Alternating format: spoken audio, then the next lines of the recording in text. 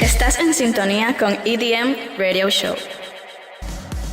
Ahora escucharemos la entrevista realizada a este dúo holandés, reconocidos mundialmente por haber compartido escenario y contar con el apoyo de DJs como Afrojack, Tiesto, Axwell, además de estar firmados en Axton, la disquera de Axwell, y Spinnin, con numerosos tracks número 1 en Beatport, han podido pisar los escenarios más grandes del mundo de la música electrónica con tracks como estos.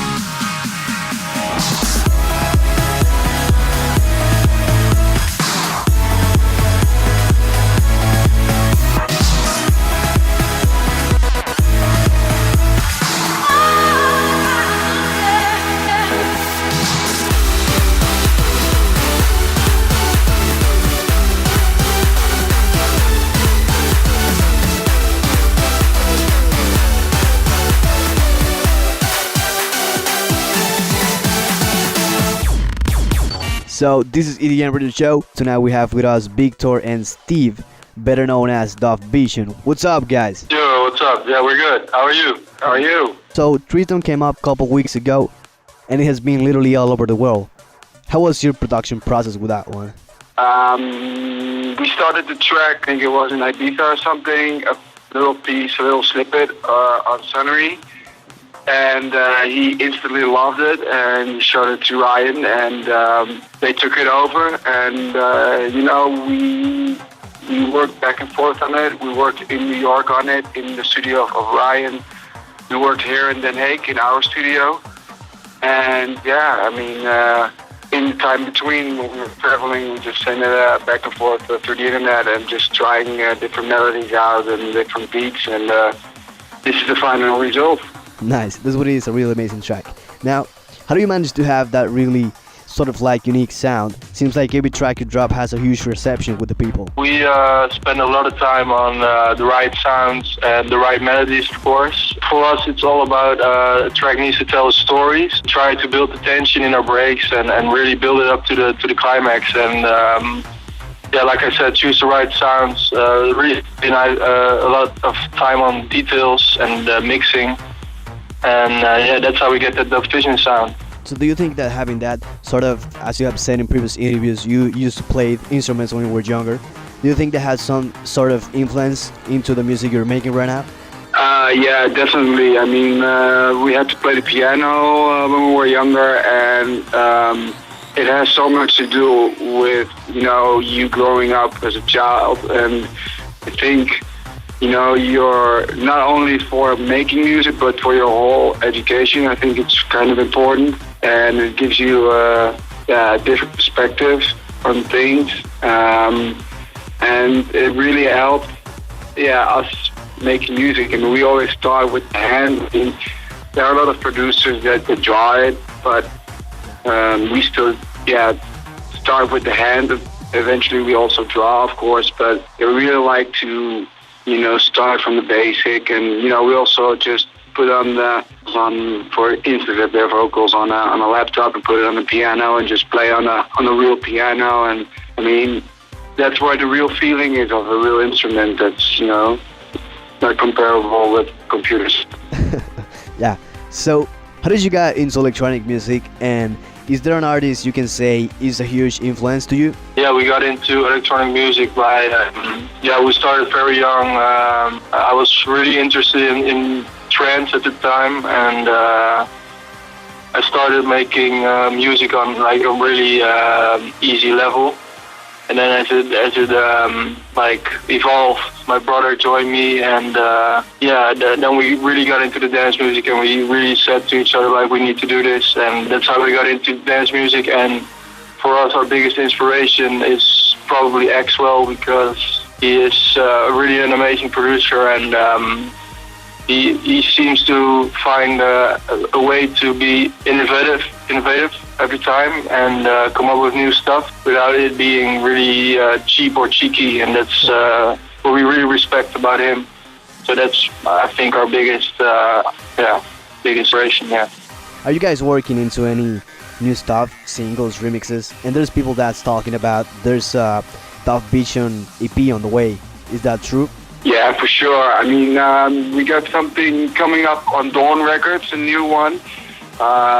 It's going to be in 2 months released, but there's going to be some, teasers here and there, probably in a week or two. We're doing some collabs. I cannot say too much about it, but some really, really well-known artists in the EDM.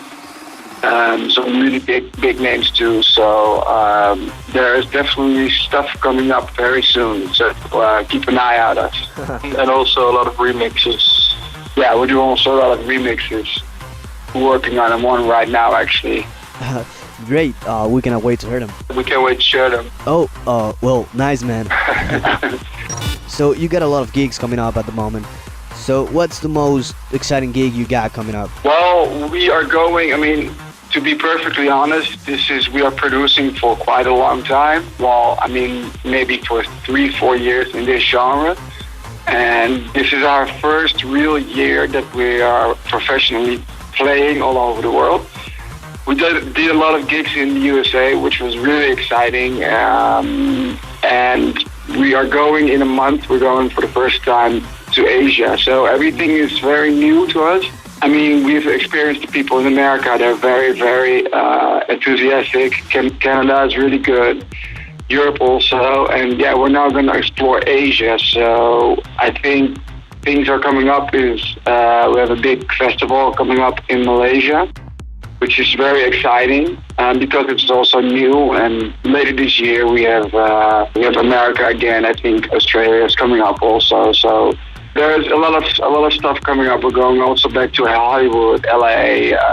I think for now I'm really curious to see to play in Asia. We got Hong Kong, Seoul, Korea. We got a couple of things going on there. And talking about gigs and that stuff, is there a track that's never missing on your set list? Aside from your original stuff, of course.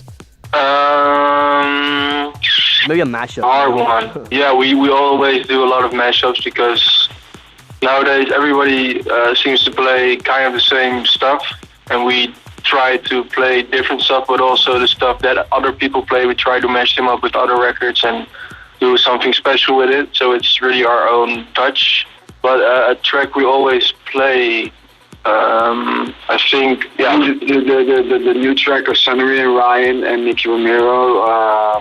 Back to the Sound of the Underground. Back to the Sound of the Underground, yeah, that's a track that we play almost in every set, actually. Mm-hmm. Yeah. Because it's not a real, how do you explain it? It's perfect for a lot of situations. Some records are really dramatic or really big or really big chords, and they are maybe good for a festival but not in a club. And this track is good in a club. It's good on a big festival. You can just, it everywhere. So I think that's a track that is coming out also very soon of our boys, and it's a really, really good track. We're playing it for a long time already, but it fits everywhere.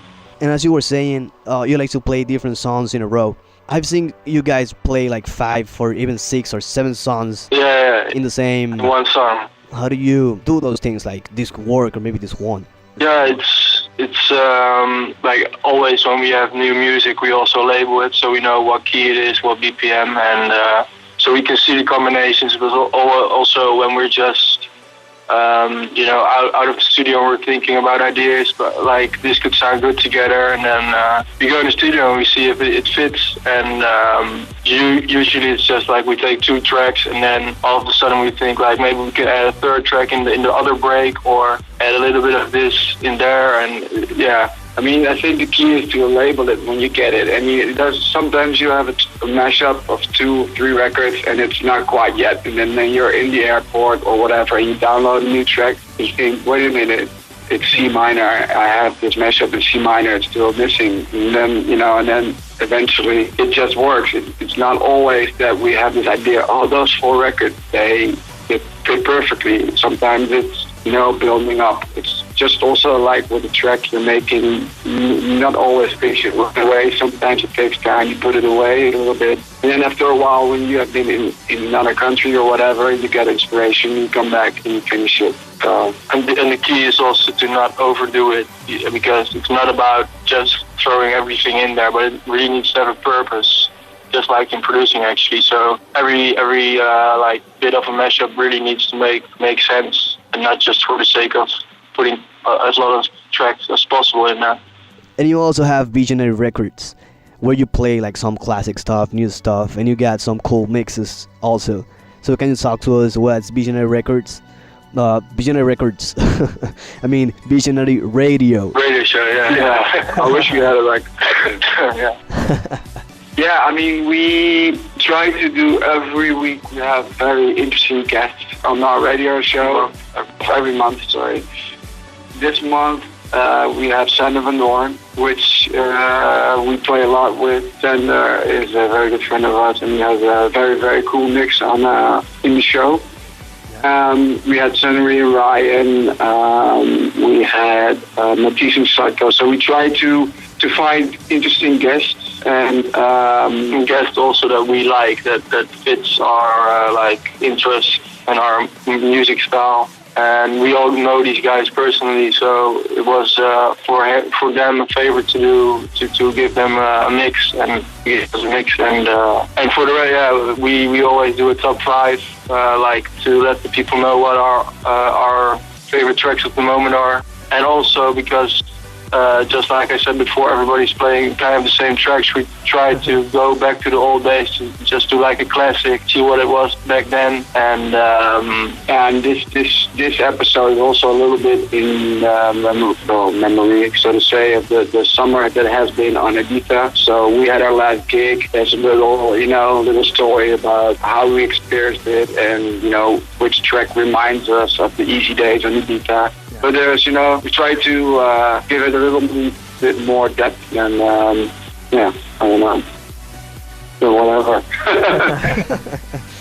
And last but not least, do you have a dream collaboration if you haven't already conceived it? Ooh, a dream collaboration. I mean, we haven't worked with Axel directly yet. It's something we really would like to, but also like non-dance acts, like maybe a really big band like Coldplay, or like maybe a very big pop star like Lady Gaga or something. Like really to see what we could do with it, because I think it's really a big challenge to produce something. I mean, there's so many. I mean, you can also maybe Sebastian Grosso, Alesso, but also maybe Moby directly. Yeah, we're always seeking for new collaborations, interesting collaborations, and also. Sometimes, like we did with Disco Polis that came out on Axon, like a really small band name that nobody really knew back then, or not in the dance scene, and it's just very interesting to work with like a small unknown name, but it doesn't say that they have less quality than the big bands. So that's the interesting thing about it. Well, thanks a lot, guys. It's been a pleasure. Thanks for your time, and any last words? Yeah, thank you for the interview, and we hope, we got to see you guys soon out there, and keep an eye out for new guys. Yeah, look out for the new records on Spinnin Records, Dawn Records, whatever. And there's a lot more coming, remixes. Check out our Facebook page and our Twitter page if you want to keep up.